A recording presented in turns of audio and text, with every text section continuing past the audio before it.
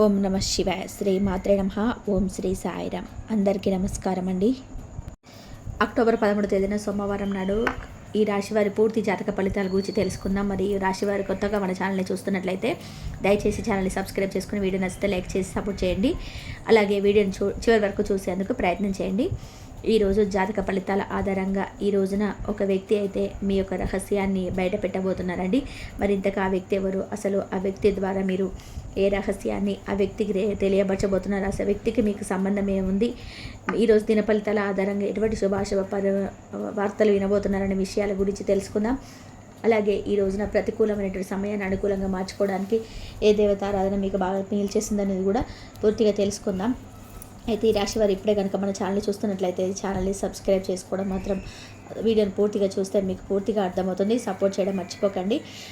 ఆలస్యం చేయకుండా ఈ రాశి వారి పూర్తి జాతక ఫలితాలు తెలుసుకుందాం. ముందుగా వీరి వ్యక్తిత్వాన్ని గమనించినట్లయితే ఈ రాశి వారు చాలా ఉన్నతమైనటువంటి గౌరవ స్థానంలో ఉంటారు. అంటే ఎప్పుడు కూడా వీరి ఆలోచనలకు అసలు ఎవరికి కూడా అంతుపట్టనంతగా ఎత్తులా ఉంటారనమాట. ఇక మేలు చేసినటువంటి వ్యక్తులు ఎప్పుడు కూడా గుర్తు చేసుకుంటూ ఉంటారు. అలాగే ఏదైనా కానీ అంటే ఈ రాశి వారిని కూడా కొంతమంది జనాలు ఏంటంటే బాగా వాడుకొని వీరిని అన్ని రకాలుగా వాడుకుంటూ ఉంటారు కదా, అలా వాడుకోవడానికి ఎక్కువగా వీరిని ఉపయోగించుకుంటూ ఉంటారు. కాబట్టి అలాంటి వారితో అటువంటి జనంతో అభిమానంగా ప్రేమగా అయితే మీరు ఉండకండి. అయితే వారు మీరు ఉపయోగించుకున్నట్టుగా మీకు కూడా తెలియదు. మీరు ఎప్పుడు కూడా వారిని ప్రేమిస్తున్నారు. వారేంటంటే వారు మీరు అన్ని విధాలుగా ప్రేమించుకొని వ్యతిరేకిస్తున్నారు. అంటే ఏదైనా కానీ అంటే జనం తరపు నుండి బాధలు కష్టాలు ఎక్కువగా ఉన్నాయనుకోండి, వారికి ఏదో ఒక విధంగా సహాయం చేయాలని చెప్పి అనుకుంటూ ఉంటారు. కానీ ఏంటంటే ఆ విషయాన్ని కొంతమంది అర్థం చేసుకోలేక మీ మంచితనం ఆసరాగా తీసుకొని మిమ్మల్ని ఏదో ఒక విధంగా తలపెట్టాలని చేస్తుంటారు కీడు. అలాంటి వారు మీకు తారసపడుతూ ఉంటారు. ఈరోజు మీరు దూరంగా ఉండండి, అలాగే దూరం పెట్టడానికి ప్రయత్నించండి.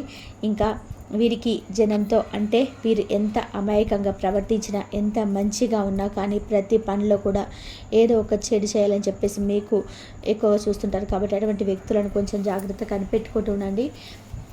దైవానుగ్రహం అనేది చాలా ఎక్కువగా ఉంది. కాబట్టి మీరు ఎవరినైనా కానీ అంటే ఏదైనా ఒక మాట అంటే ఎదుటివారు మిమ్మల్ని మోసం చేయాలని చెప్పి చూసినా కానీ భగవంతుడు ఎట్టి పరిస్థితుల్లో కూడా మీకు అన్యాయం జరిగేలాగా కలగకుండా కనిపెడుతూ ఉంటాడు. కాబట్టి ఎదుటివారు మిమ్మల్ని బాగా ఇబ్బంది పెట్టి రెచ్చగొడుతుంటారండి.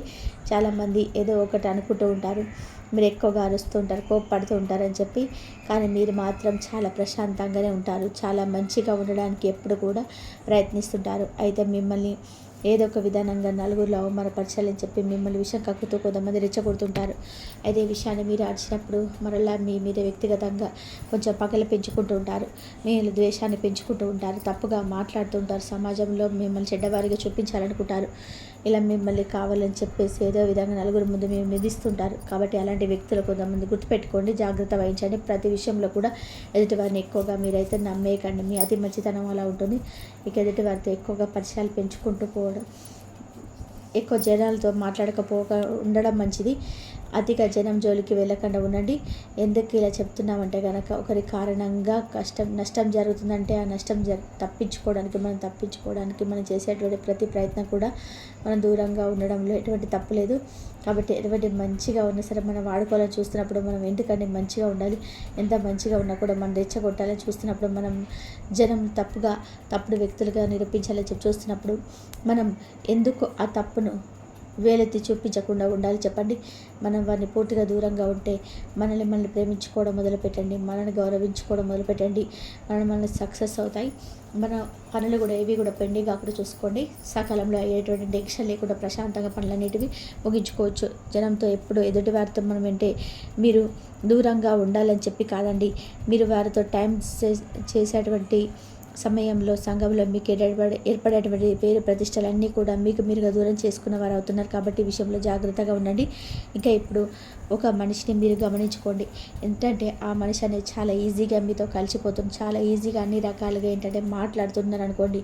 ఆ మనిషిని ఎవరు కూడా ఎక్కువగా గౌరవించారు. అలాగే దూరంగా ఉండడం, కొంచెం తక్కువగా మాట్లాడారు, మనం పలికితే పలకడం అనుకున్నట్లుగా ఉన్నట్లయితే ఆ మనిషికి గౌరవం పేరు ప్రతిష్టలు ఎక్కువగా అవుతాయి. మీకు కూడా మీ గౌరవాన్ని పెంచుకోవడానికి తప్పకుండా ప్రయత్నించండి. ఈ ఉద్దేశంతో చెప్తున్నటువంటి విషయమే. ఇక అలా చేయడం వల్ల ఏమవుతుందంటే మీ జీవితంలో ఉన్నటువంటి సమస్యలు కూడా మీకు పూర్తిగా తగ్గిపోతున్నాయండి. ఎందుకంటే మనిషిని నమ్ముకోవడం కంటే భగవంతుని నమ్ముకోవడం మంచిది. ఈ విషయానికి వస్తే జాతక ఫలితాల ఆధారంగా ఈ రోజున మీరు చాలా బిజీగా ఉంటారు. తినడానికి కూడా టైం అనేది మీకు ఉండదు.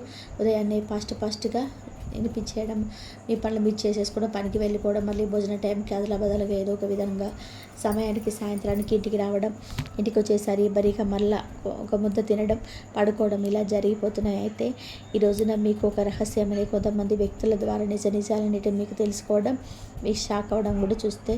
అయితే ఇది పత్రాల విషయానికి సంబంధించిన విషయంలో భూమిలో పత్రాలకు సంబంధించింది కావచ్చు, ఇళ్ళ స్థలాల గురించి నిజాలు అయితే బట్టబయలవుతాయి. అయితే మీకు సంబంధించినటువంటి ఆస్తిపాస్తులు ఎవరో తీసుకోవడం కానీ, లేదంటే మరెవరో వారి దగ్గర మీ ఆస్తిపాస్తులు ఇలాగ చేస్తూ ఉండడం కానీ, చెప్పకపోవడం, వాటి గురించి ఏవైనా కానీ పత్రాల పేపర్ల విషయంలో సంబంధించిన ఏదైనా ఉంటే, రావాల్సింది ఉంటే ఏదైనా ఉంటే దాపరికంగా ఉన్నటువంటి రోజులన్నీ కూడా ముగిసిపోయి ఈరోజు ఈ రహస్యాన్ని ఆనందపరిస్తే కొంతమంది వ్యక్తుల ద్వారా అయితే మీరు ఆ రహస్యాన్ని తెలుసుకుంటారు. వారు మీకు తెలియపరుస్తారు. తద్వారా మీకు వెంటనే కోపం వస్తుంది. అయితే వెంటనే కోప్పడకండి. కోపంతో ఏ పనులు కూడా చేయలేము. సాధారణంగా ఏంటంటే మనకు రావాల్సినటువంటి పనులన్నీ దక్కకుండా ఆస్తిపాస్తుల విషయంలో మనకు తెలిసిన ఒక వ్యక్తి మోసం చేస్తున్నాడని మన విషయం తెలిసినప్పుడు మనకు ఆటోమేటిక్గా కోపం అనేది వచ్చేస్తుంది. అయితే మనకు దక్కాల్సినటువంటి ఆస్తిపాస్తులు కానీ, భూములు కానీ, లేదంటే మనకు తెలియకుండా రహస్యంగా ఉండి మనల్ని మోసం చేస్తారని చెప్పి ఒక్కసారి తెలుసుకుంటే ఎవరికైనా కానీ కోపం అనేది వస్తుంది. కానీ కోపంతో ఎటువంటి పనులు కూడా చేయకండి. కోపంతో ఏ పని చేసినా కూడా అది మీకు సక్సెస్ అనేది అవ్వదు. కాబట్టి కొంచెం నిదానంగా ఆచితూచి జాగ్రత్తగా ఉండండి. వాళ్ళు మిమ్మల్ని ఎలా మోసం చేశారు, అలాగే మీరు మోసంతో వారికి జవాబు ఇవ్వండి. వాళ్ళు చాలా బిజీ లైఫ్ అనేది ఈరోజు మీరు గడపబోతున్నారు. ఎక్కువ హడావిడిగా ఉంటారు. మీరు ఒత్తిడిని తగ్గించుకోండి. తగ్గించుకోవడం వల్ల మీకు ఆరోగ్యం కూడా బాగుంటుంది.